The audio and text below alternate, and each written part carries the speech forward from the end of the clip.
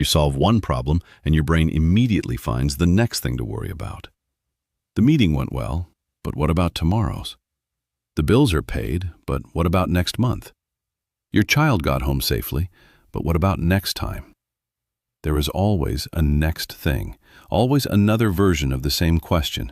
But what if something goes wrong?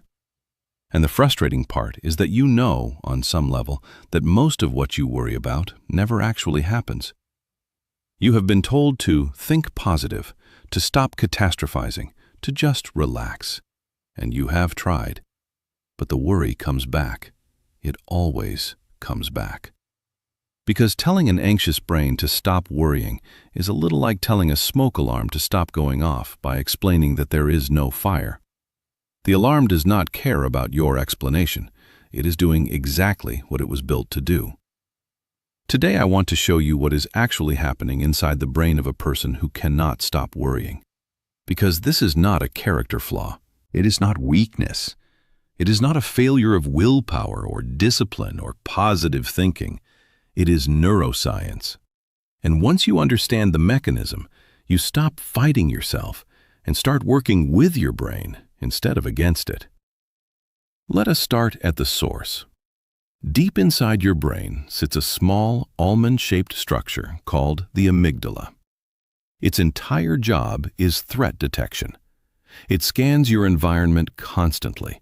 Every conversation, every facial expression, every piece of news, every silence that lasts a second too long, looking for anything that might be dangerous. And when it finds something, or even something that resembles something dangerous, it fires. It sends a signal to your body. Pay attention, something might be wrong. In a genuinely dangerous world, the world our ancestors lived in, where threats were physical and immediate, this system was essential.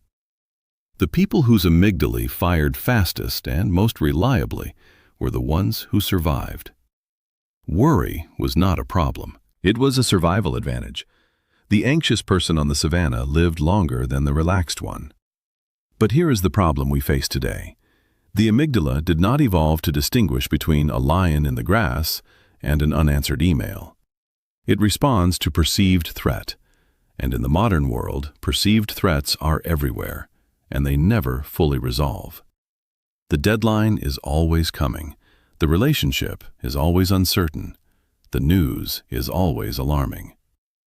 The amygdala keeps firing, keeps sending the signal, and the body keeps responding, with cortisol, with adrenaline, with the physical sensation of anxiety, even when there is no actual danger anywhere in sight.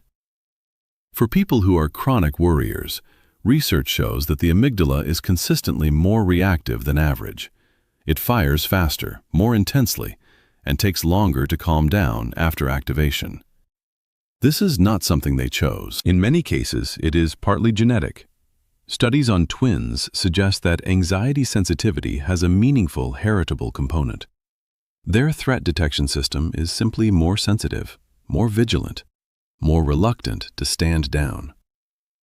Now, here is something that I think is genuinely counterintuitive and that most people who do not experience chronic worry do not understand at all.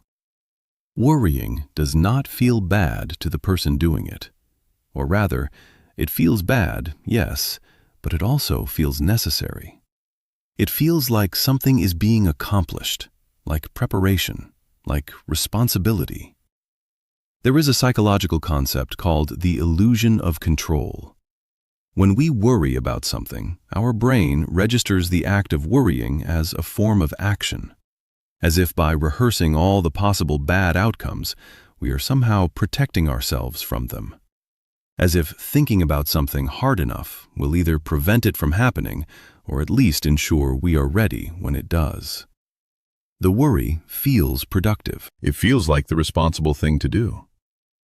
Research by psychologist Michelle Newman found that chronic worriers often hold a strong implicit belief that worrying is helpful, that it keeps them vigilant, keeps them prepared, keeps them safe. And in a limited, specific sense, they are not entirely wrong. Moderate anticipatory thinking is useful.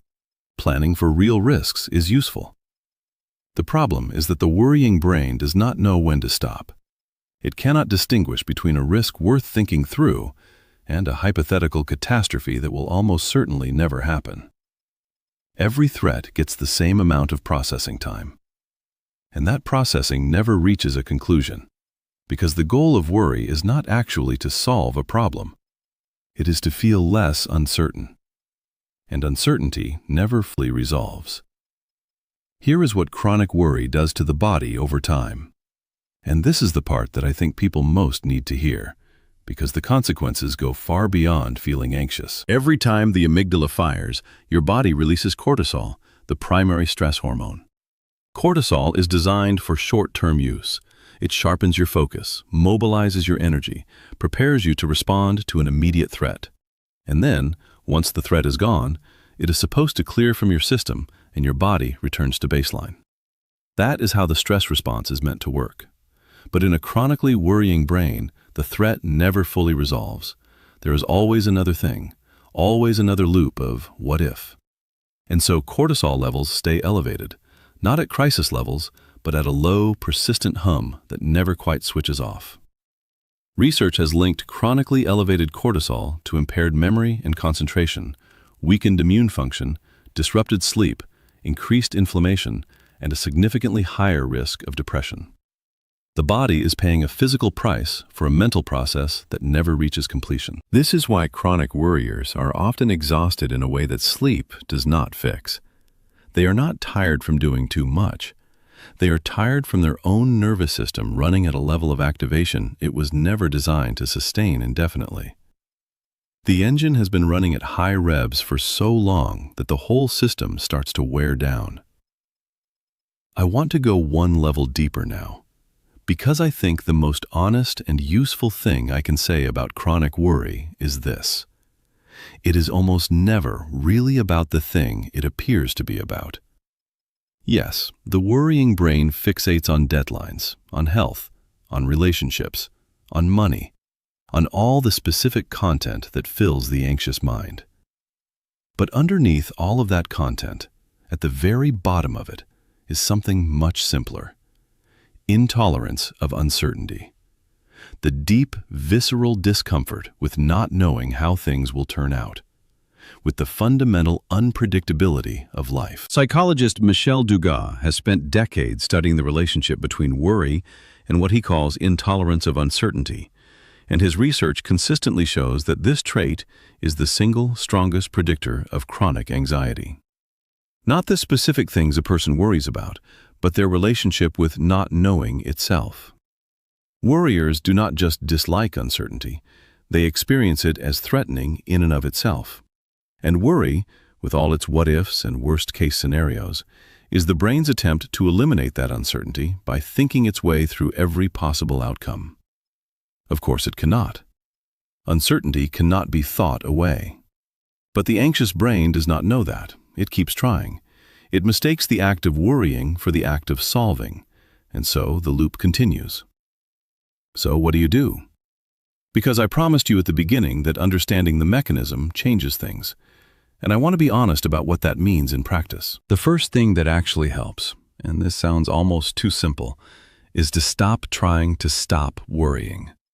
Fighting the worry directly, telling yourself to think positive, trying to push the anxious thoughts away. This activates what psychologists call the rebound effect. The harder you try not to think about something, the more your brain thinks about it. The resistance creates more activation, not less. The smoke alarm gets louder when you argue with it. What works instead is what acceptance and commitment therapy calls diffusion. Learning to observe the worry rather than be inside it. To notice the thought, there goes my brain doing the what-if thing again, without treating it as urgent information that demands a response. The thought is not the threat. It is the alarm, and alarms can be acknowledged without being obeyed. The second thing that helps is what research calls worry postponement. Instead of trying to stop worrying entirely, which does not work, you schedule it. You tell your brain, not now. We will think about this at 6 o'clock. And then when 6 o'clock comes, you sit with the worry deliberately for a limited time, and then you close it. This sounds almost absurd, but study after study shows that it works. It gives the brain the engagement it is demanding without allowing the worry to colonize the entire day. And the third thing, the deepest thing, is gradually, deliberately building a tolerance for uncertainty itself. Not by eliminating the unknowns in your life, which is impossible, but by practicing sitting with small uncertainties without immediately reaching for reassurance or resolution. Resisting the urge to check, resisting the urge to plan for the thing that is 3 months away. Letting the question stay open for a little longer each time. The amygdala learns from experience, and every time you tolerate uncertainty without catastrophe following, you give it a small piece of evidence that not knowing is survivable. Because it is. It always has been. Here is what I want to leave you with. If you are someone who cannot stop worrying, you are not broken. You are not weak. You are not failing at being calm. You are someone with a highly sensitive threat detection system that has been doing its job, perhaps too well, perhaps for too long, but always with the same underlying intention: to keep you safe. The goal is not to silence that system. The goal is to update it, to teach it slowly and through experience that uncertainty is not the same as danger, that a worry is not the same as a warning, that you can sit with not knowing and still be okay.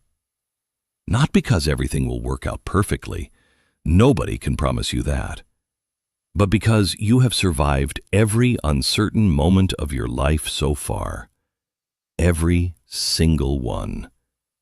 And that is evidence worth paying attention to. Leave a comment below. Are you someone who worries constantly? And has anything in this video shifted how you see it? I read every comment. Thank you for watching. Subscribe if this resonated, and I will see you in the next one.